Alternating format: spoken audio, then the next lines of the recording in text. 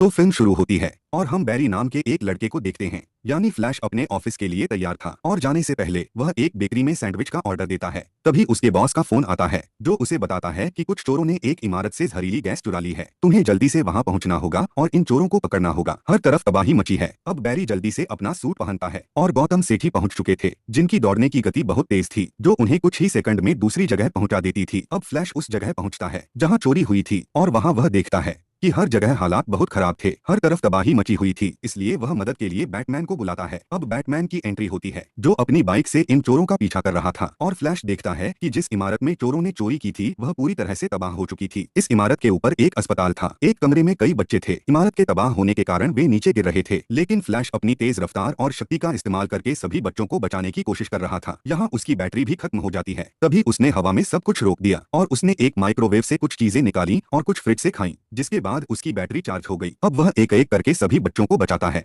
उसने उन सभी की एक लाइन बना दी थी और फिर वह आसानी से सभी बच्चों को पकड़ता है और उन्हें सुरक्षित नीचे ले आता है। उसके बाद हमें बैटमैन दिखाया जाता है जो अब तक इन चोरों का पीछा कर रहा था। वह अपनी बाइक से कूद गया था और इन चोरों की कार के ऊपर चढ़ गया था। अब वह उन सभी को मारता है और उन्हें कार से बाहर फेंक देता है। अब उनसे लड़ते हुए वह कार और चोर के साथ पुल से गिर जाता है जिसके पास जहरीली गैस थी। बैटमैन और चोर को पुल से नीचे फेंक दिया गया। फिर वंडर वुमेन यहाँ आती है जिसने अपनी रस्सी फेंक दी और बैटमैन और चोर का पीछा किया। फ्लैश ने भी सभी का पीछा किया और फिर जिसके बाद इन चोरों को फ्लैश को सौंप दिया जाता है और फिर उसके बाद उसकी मुलाकात उसकी एक पुरानी दोस्त से होती है जो वकील थी। वो फ्लैश यानी बैरी से कहती है कि मैं तुम्हारे पापा के केस पर काम कर रही हूँ और मुझे बहुत दुख है कि मैं उन्हें बचा नहीं सकती क्योंकि सारे सबूत तुम्हारे पापा के खिलाफ हैं। सब कहते हैं कि तुम्हारे पापा ने तुम्हारी मौसी को मार डाला। कल उसकी कोर्ट में पेशी होगी। मुझे लगता है उसे मौत की सजा सुनाई जाएगी। बैरी ये सुनकर गुस्सा हो जाता है क्योंकि वो जानता था कि उसकी मौसी ने उसे नहीं मारा है। अब रात को बैरी अपना डैफ्नी सूट फिर से पहनता है और अपने पुराने घर के सामने खड़ा हो जाता है। उसे वो दिन याद आने लगता है जिस दिन उसकी मौसी की मौत हुई थी। दरअसल उस दिन हुआ ये था कि जब उसकी मौसी बाजार से सामान लेने गई थी तो वो रात के खाने में कुछ नया बनाने वाली थी। Thanks for watching. Like, subscribe, stay with Adeel zone.